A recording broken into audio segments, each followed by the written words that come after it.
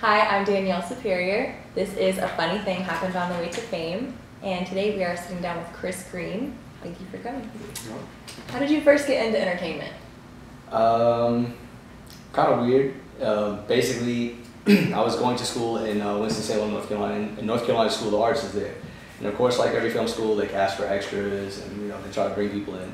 And one of my buddies, who was an actor, well, he still is. He does a little more producing now, but he called me up and he said, "Hey man, can you come? We need extras and do all this stuff." And at the time, I like movies, but I always thought actors were really vain. Like anybody that sits there and watches themselves, oh man, they're ridiculous or whatever. Of course, I knew nothing about the process at the time. So they called me up and they were like, "Hey, you want to be an extra? You come into a club, they have drinks, they have, food, all that other stuff. You just got to come and spend a couple hours and walk around the background and dance." It's like, all right, whatever, no big deal. And I get there and I was so amazed at how they were able to do stuff. I mean, the set deck on there, the way they did everything, and the prop masters, it looked, they basically took this place. I was an abandoned club, and it looked like this club had been in business for years. I mean, they were able to do so much in a little amount of time, and I was just like, so this is how they do that. And at that point, just watching the director work, watching the actors work, it was just like, you know what, I can't do 9 to 5. Or I love music, because I was going to school for music. I was like, I love music, but this is kind of, I just got bit by the acting bug. I was like, this is kind of what I want to be. So from that point on, I just, hit the road running, working extra work, going to different agents and stuff like that, just doing everything that the process involves. And so now here I am.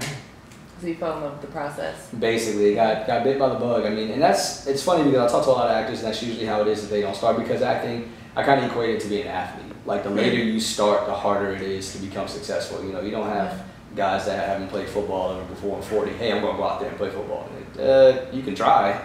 Good luck. You know what I mean? But starting, not really getting involved in acting until I was 20. Around that age, 19, 20. I literally had the mindset that most people have, is you get in front of the camera and you get discovered, and hey, that's it. No training, no none of that. Because obviously I wasn't taught. And probably not the craziest, but the scariest experience I had was on the second short film a production company did, I directed, called BFF. We were on our last day of shooting, but it was only in the middle of the day, so we still had one more big scene to shoot. And we're filming, and our camera was stationed in the corner. It was fine, nothing wrong with it. Had been there all day, and people walking, around it in the vicinity. Nothing wrong. This camera's been strapped to cars with crazy rigs, all this other stuff.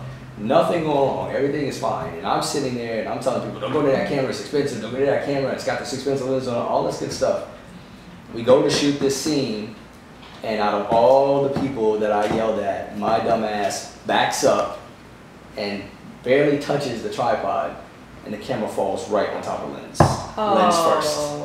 And I was just like, that's a wrap for the day, everybody. All right. And like I said, this camera has been strapped to a car driving with like a crazy rig, no problems.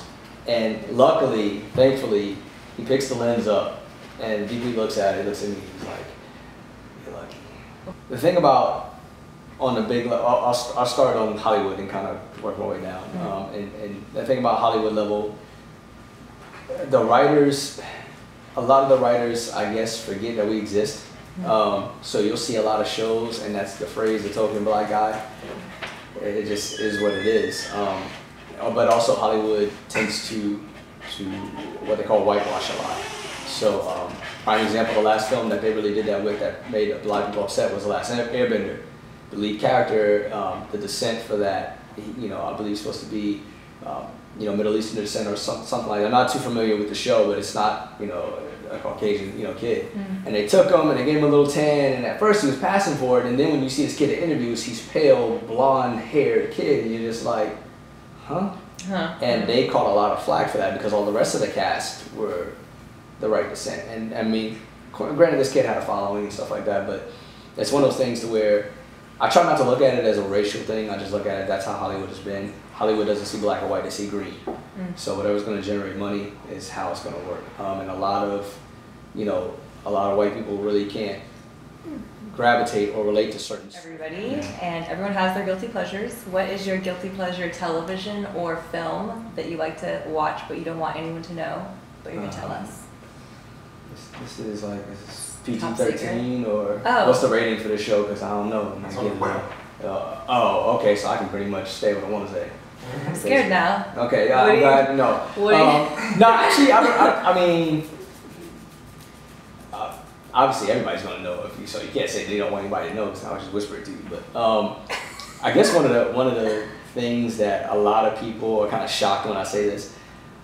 All right, I'm putting it out there. I don't care if y'all know. I like watching TMZ. I'm sorry, because I think it's hilarious that these paparazzi reporters, whatever you want to call them, they catch these celebrities in the most awkward moments and to see these people react. Because you know, when you see them on interviews or something like this, they're prepared. It's like, okay, I can't say this, I gotta do that. And they got the publicist in their ear. And some of them are actually pretty funny too. You run into some of them, they run into some of them and you think that they would be mean or something, they come up with some funny jokes.